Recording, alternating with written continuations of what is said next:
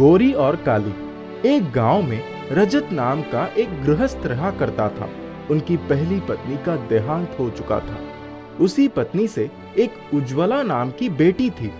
उसके बाद उन्होंने सुधा नामक स्त्री से दूसरा विवाह किया और उससे एक बेटी हुई जिसका नाम निर्मला रखा गया। दोनों ही बेटियां बड़ी हो चुकी थी। उज्ज्वला बड़ी ही नेक, सुंदर और परोपकारी थी। उसके बाएं गाल पर एक काला दाग था। उसकी सौतेली माँ और सौतेली बेटी उसकी साथ बहुत बुरा व्यवहार करती थी। उज्ज्वला सुबह जल्दी उठ जाती थी और घर का सारा कामकाज करती थी। सुधा कहती, अरे कामचोर, जल्दी जल्दी हाथ चला, वरना तुझे खाना बनाने में शाम हो जाएगी। माँ, साफ सफाई करके नहा लेती हूँ, उसके बाद जल्दी से खाना भी बना लूंगी। कामचोर, जवान मत चला, हाथ चला। भगवान ने सूरत अच्छी नहीं दी, कम से कम काम तो अच्छे किया कर। इस गाली को जितनी भी गाली दो, ये नहीं सुधरने वाली। कुछ देर के बाद उज्ज्वला के बाबूजी रजत घर पर आ गए। बिटिया, बहुत उदास दिख रही हो, क्या बात है? कुछ नहीं बाबूजी, आप हाथ मुंह धो लीजिए, खाना लगा देती हूँ। देखिए, ये उदास नहीं है, इसकी सूरत ही ऐसी है। ये हंसना जानती ही नहीं है, समझाओ तो मानती भी नहीं है। रात हो गई। उज्ज्वला को नींद आ रही थी। निर्मला ने रूखे स्वर में आवाज दी, अरे ओ साहबजादी, हमारी बिस्तर तो लगा दो। मेरी दवा लेकर आ, इसके बाद मेरी पैर दबा। ये लीजिए माँ जी, आपकी दवाई। ये क्या, इसमें अपने बाबूजी की भी दवा लेकर आ गई? उनकी दवाई खिलाकर मुझे मारना चाहती है। अपनी माँ को तो पैदा होते ही खा गई, अब क्या मुझे भी जान से मारने का इरादा है? यह बात सुनकर उज्ज्वला बोली, मैंने तो बाबूजी की दवाई अलग रखी थी, पर इसमें किसे मिल गई? कोई भूत आ गया, मिलाकर चला गया। बहाना बना रही है, अपनी गलती छुपा रही है। अरे भाग्यवान, कल तुम्हारी लाडली निर्मला ने ही मेरी दवाई तुम्हारी दवाई के साथ रख दी थी। उज्ज्वला माँ के पैर दबाने लगी और निर्मला ने चादर से मुंह ढक लिया। दूसरे दिन निर्मला की एक सहेली उससे मिलने के लिए घर पर आई। उसने कहा, हाय निर्मला, कैसे हो? हाय डॉली, फाइन, तुम कैसी हो? उसकी सहेली बोलती है, फर्स्ट क्लास। ये तुम्हारी बड़ी बहन है क्या? नौकरानी है। उसकी सहेली ने कहा, बड़े भले घर की लगती है, गरीबी क्या क्या नहीं कर देती। उज्ज्वला नीचे सर करके चली गई। शाम हो गई। रजत ने उज्ज्वला को अपने पास बुलाया। रजत ने कहा, उज्ज्वला बेटा, तुम चिंता मत करो, तुम्हारे लिए यहाँ के बेस्ट डॉक्टर के दवा इस्तेमाल कर चुका हूँ। अब एक अच्छे डॉक्टर के परामर्श से मुंबई की एक रामबाण दवा मंगवा रहा हूँ, सब ठीक हो जाएगा। बाबूजी, किसी का काला दाग भी कभी साफ हुआ है? क्यों अपने पैसे की बर्बादी कर रहे हो? तू चुप बैठ, देखना इसके चेहरे का दाग गायब हो जाएगा। अरे मेरी बेटी उज्ज्वला किसी से कम नहीं है। इतना कहकर रजत कमरे से बाहर चले गए और सुधा उज्ज्वला पर बरसने लगी। तेरे चेहरे का ये बदनुमा दाग कभी नहीं जाएगा। तू मनहूस है, तुझे यही सजा मिली है। अपना बदसूरत चेहरा लेकर यहाँ से हट जा। उज्ज्वला आंखों में पानी भरकर बाहर चली गई। उसका प्यारा कुत्ता मोती भी उसके साथ चला गया। वो पूंछ हिलाकर उसे दिलासा दे रहा था। उज्ज्वला ने प्यार से उसके सर पर हाथ फेरा। 2 दिन के बाद रजत को वो चमत्कारी दवा मिल ही गई। उसने कहा, ये लो बिटिया, तुम्हारी दवा आ गई।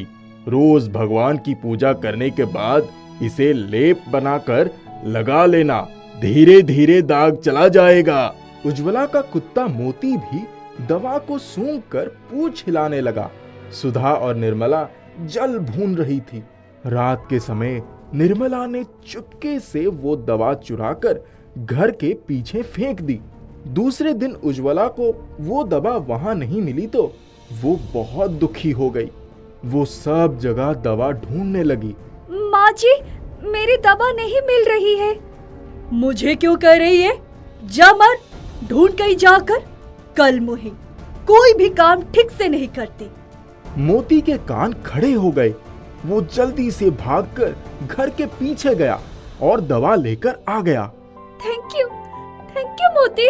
मोती शांत से पूंछ हिलाने लगा। उज्ज्वला ने पूजा करने के बाद दवा का लेप लगाया। वो प्रतिदिन लेप लगाती रही और धीरे धीरे दाग रफू चक्कर हो गया।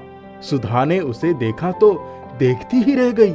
उसने कहा, अरे इस कलूटी का दाग तो गायब हो गया।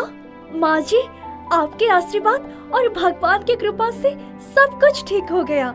रजत ने कहा, देखो, मैं कहता था ना, मेरी गुड़िया ठीक हो जाएगी। मेरी प्यारी राजकुमारी उज्ज्वला का दाग चला गया। मैं आज बहुत खुश हूँ। ये किससे हो गया? भगवान करे ये दाग फिर से आ जाए। इतना कहते ही निर्मला के चेहरे पर काला दाग उभर गया। अरे बिटिया, तुम्हारे बाएं गाल पर ये दाग कैसा? निर्मला ने जाकर शीशे में अपना चेहरा देखा तो रो पड़ी। हे भगवान, ये दाग मेरे चेहरे पर कैसे आ गया? बहन, तुम चिंता मत करो, मेरा ये लेप लगा लो, दाग चला जाएगा। निर्मला अपने चेहरे पर लेप लगाने लगी, लेकिन कुछ दिन बीतने के बाद भी उसका दाग जैसे का वैसा ही रह गया। अब मैं क्या करूं भगवान? हे भगवान, मेरी बेटी का क्या होगा? इसे अब कौन विवाह करेगा? माँ जी, चिंता मत करिए। निर्मला बहन, भगवान की पूजा करने के बाद ही इस लेप को लगाइए। उस दिन पहली बार निर्मला ने भगवान की पूजा की और फिर लेप लगाया। हे भगवान, मेरी बहन को माफ कर दीजिए, इसका दाग ठीक कर दीजिए। कुछ दिनों के बाद निर्मला का दाग भी ठीक हो गया। वो उज्ज्वला के सामने बहुत ही लज्जित थी। उसने कहा, मेरी प्यारी दीदी, मुझे माफ कर दीजिए। मैंने सदैव आपको कष्ट दिया, आपके बारे में बुरा ही सोचा, बुरा ही किया। इसके बदले में आपने सदैव मेरे भले की ही सोची।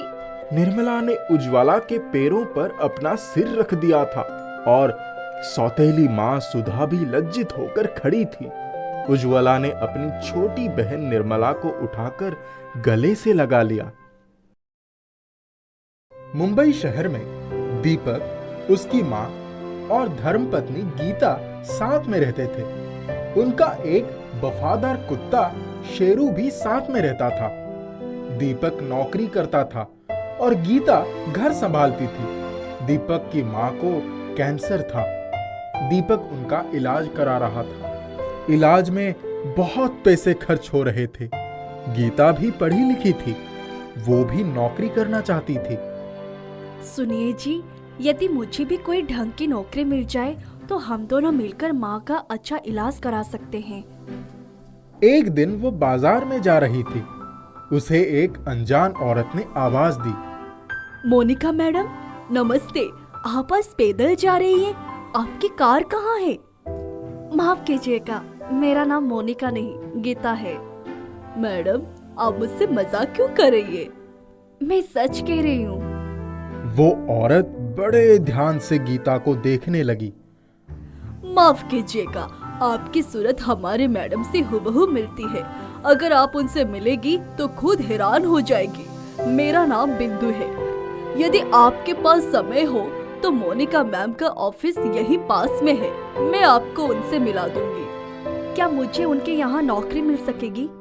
हमारे मैडम तो मालकिन है, अरबों की संपत्ति है उनकी। आपको चुटकी बजाते ही नौकरी दे सकती है। चलिए, मैं आपके मैडम से जरूर मिलना चाहती हूँ। बिंदु गीता को लेकर अपनी मोनिका मैडम के ऑफिस में पहुंच गई। मोनिका मैडम भी गीता को देखकर आश्चर्य में पड़ गई। Oh my God, copy to copy, same to same. ये तो जैसे मैं ही हूँ। आपका शुभ नाम? गीता। मैडम, सचमुच हम दोनों की शक्लें एक जैसी है, आवाज एक जैसे है। कमाल है, हम एक माँ बाप के नहीं, हम जुड़वा बहन भी नहीं, फिर हमारी शक्ल एक जैसी कैसे है? हमें बनाने वाला तो एक है, हमें अलग अलग देखकर कोई भी धोखा खा सकता है। गीता की यही बात मोनिका मैडम के दिमाग में घर कर गई। बैठिए बैठिए, आप खड़ी क्यों है?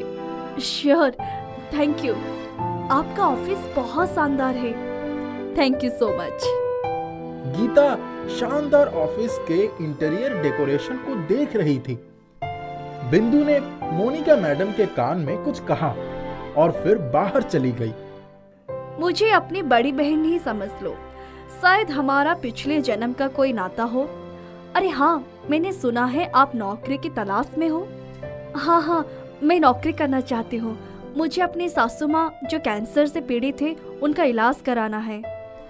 नौकरी क्यों, मैं तुम्हें अपना पार्टनर बनाना चाहती हूँ। तुम्हारे साथ सासू माँ का इलाज भी करवा दूंगी। मुझे करना क्या होगा? अधिक कुछ नहीं, बस मेरी मदद करनी होगी। मेरा कारोबार बहुत बड़ा है, मुझे तुम्हारे जैसे एक साथी की जरूरत है। पैसे की कोई कमी नहीं होगी। तुम्हें रहने के लिए बंगला, रुपए, पैसे, नौकर चाकर सब कुछ मिलेगा। ये लीजिए मेरा कार्ड, कल मेरे बंगले पर सवेरे 9 बजे आ जाएगा। मोनिका मैम, मैं कोई सपना तो नहीं देख रही हूँ? माय डियर सिस्टर, ये सपना नहीं हकीकत है। मिलाओ हाथ। गीता और मोनिका ने हाथ मिलाया और मोनिका ने एक कार से गीता को उसके घर पहुंचा दिया। गीता ने यह खुशखबरी अपने पति दीपक को दे दी। अरे ये तो बड़ी खुशी की बात है। अब हम माँ का इलाज भी करा सकेंगे और अपने सारे सपनों को पूरा कर सकेंगे। हाँ, क्यों नहीं, भगवान ने हमारी सुन ली। दूसरे दिन गीता मोनिका मैडम के बंगले पर पहुंच गई। ओ गीता, आओ, मैं तुम्हारा ही इंतजार कर रही थी। ये लो कॉफी पियो। यहाँ आने में कोई परेशानी तो नहीं हुई? नहीं, बड़ी आसानी से आ गई। यहाँ का बच्चे आपके नाम से परिचित है। अरे जूली, यहाँ आओ। गीता मैम के लिए मेरी तरह सारे कपड़ों का इंतजाम करो। आज से ये जो भी कहेगी तुम्हें उसका पालन करना होगा। Yes ma'am. जूली ने जब गीता का चेहरा देखा तो हैरान हो गई। वो गीता और मोनिका के चेहरे को बारी बारी से देखने लगी। गीता मैम को अपने साथ ले जाओ और मैंने जो कहा है वैसा ही करो। Yes ma'am. मोनिका ने गीता को भी इशारा किया और जूली गीता को लेकर एक दूसरे कमरे में चली गई। गीता सचमुच बहुत हैरान थी। कुछ ही देर में गीता नए मॉडर्न कपड़े पहनकर मैडम के सामने पेश हुई। ओह सुपर्ब, ये हुई ना बात। अब तुम बिल्कुल प्रोफेशनल लग रही हो। गीता मोनिका की पार्टनर बन चुकी थी। मोनिका के कहे अनुसार वो हमेशा मोनिका के बंगले पर ही मिलती थी। मोनिका एक बहुत बड़े डॉन की पत्नी थी। डॉन की मृत्यु के बाद उसका सारा कारोबार वही संभालती थी। मोनिका ने बहुत से लोगों की नजरों में गीता को मोनिका ही बनाकर पेश की।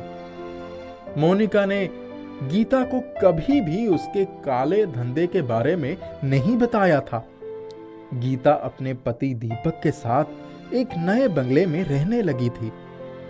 शान शौकत, रुपया, पैसा, नौकर चाकर, कार, ड्राइवर, सब कुछ उनके पास था। उनके माँ का अच्छा इलाज हुआ और वो ठीक भी हो गई। धीरे धीरे मोनिका के काले धंधे की पोल खुलने लगी और मुंबई पुलिस ने उसके खिलाफ चक्रव्यूह रच दिया। मोनिका बहुत परेशान हो गई। उसने बहुत सारे धन समेटकर अपनी जगह गीता को मोनिका बनाकर हिंदुस्तान से बाहर जाने की योजना बना ली। गीता, मैं जो कह रही हूँ ध्यान से सुनो। अब तुम्हें दोस्ती का फर्ज अदा करना है। तुम्हें मोनिका बनकर कुछ दिनों के लिए मेरा कारोबार संभालना होगा। मैं अपनी गंभीर बीमारी का इलाज कराने के लिए विदेश जाना चाहती हूँ। ये बात मेरे और तुम्हारे बीच रहेगी। किसी से कुछ मत कहना, ठीक है? मैं ऐसा ही करूँगी। इतने में जूली बदहवाश हालत में वहां आ गई। मोनिका मैम, पुलिस ने बंगलों को चारों तरफ से घेर लिया है। आप एक कमरे में छिप जाइए। हम गीता मैडम को मोनिका मैम बनाकर पेश करेंगे। ठीक है, मैं छिपती हूँ। गीता को पुलिस के सामने ले जाओ। जूली, ये पुलिस का क्या चक्कर है? मुझे मोनिका बनाकर क्यों फंसाया जा रहा है? मेरे साथ धोखा हुआ है। जूली गीता को खींचकर बंगले के बाहर ले आई। कांस्टेबल, मोनिका को अरेस्ट कर लो। मैं मोनिका नहीं, गीता हूँ। मेरा शकल उनसे मिलती है। कांस्टेबल, अंदर जाओ, देखो अंदर कौन कौन है। लेडी कांस्टेबल अंदर गई और उसने मोनिका को देखते ही पकड़ लिया। हूबहू चेहरा देखकर वो भी हैरान हो गई थी। अब इंस्पेक्टर के सामने गीता और मोनिका दोनों एक साथ खड़े थे। मैं गीता हूँ, ये मोनिका है। इंस्पेक्टर भी हैरान थे। उनकी समझ में यह नहीं आ रहा था कि असली मोनिका कौन है। दीपक को भी बुला लिया गया। दीपक ने जब दोनों को देखा तो हक्का बक्का रह गया। इंस्पेक्टर कहते हैं, दीपक, पहचानो तुम्हारी असली बीवी कौन है। दीपक कहता है, दोनों शक्लें हूबहू मिलती हैं। मेरी बीवी गीता की सिग्नेचर में पहचानता हूं। आप दोनों सिग्नेचर करिए। गीता ने सिग्नेचर कर दी। मोनिका ने भी गीता के नाम के सिग्नेचर कर दी। इंस्पेक्टर ने जब दोनों सिग्नेचर को ध्यान से देखा तो हैरान रह गया। दोनों ही सिग्नेचर एक जैसी थी। दीपक ने देखा तो उसकी आंखें आश्चर्य से फटी रह गई। दीपक ने कहा, अरे मेरी समझ में ही नहीं आ रहा है कि असली गीता कौन है। मेरी बीवी कौन है? मैं ही गीता हूँ। मैं भी कह रही हूँ कि मैं ही गीता हूँ। ये मोनिका है। इतने में दीपक का एक साथी दीपक के कुत्ते शेरू को लेकर वहां आ गया। शेरू आगे बढ़कर दीपक का हाथ चूमने लगा। दीपक कहता है, इंस्पेक्टर साहब, मेरा शेरू गीता को पहचान लेगा। ठीक है, शेरू को आगे भेजो। मोनिका और गीता दोनों शेरू को अपने पास बुलाने लगी। शेरू पूंछ हिलाते हुए गीता के पास चला गया और उसका हाथ चाटने लगा। दूसरी तरफ वो मोनिका को देखकर भौंकने लगा। असली गीता की पहचान हो गई। मोनिका गिरफ्तार हो गई। दीपक की असली बीवी को कोई नहीं पहचान सका, लेकिन एक वफादार जानवर ने अपनी मालकिन को पहचानने में कोई भूल नहीं की।